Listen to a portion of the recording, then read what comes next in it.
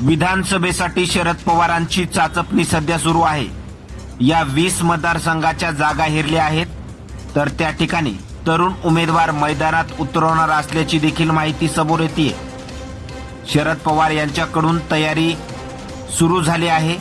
विधानसभेसाठी 20 मतदारसंघात शरद पवार हे तरुण युवकांना संधी देणार आहेत। इतकंच नाही तर शरद पवार हे पक्ष सोडून गेलेल्या आमदाराविरोधात युवा नेते मैदानात उतरवणार असल्याची माहिती आता समोर येते।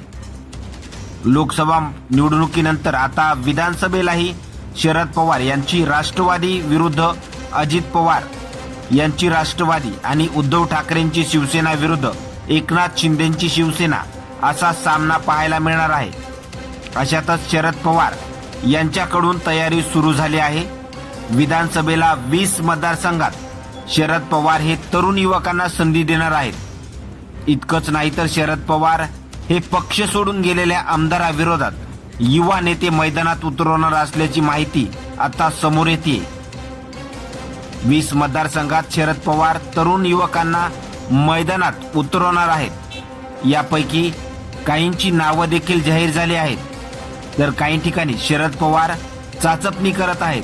विधानसभेसाठी या 20 मतदारसंघात अहेरी, आष्टी, दिंडोरी, गेवराई, श्रीवर्धन, हडपसर, पुसद, बारामती यासारख्या बड्या मतदारसंघाचा देखील समावेश आहे।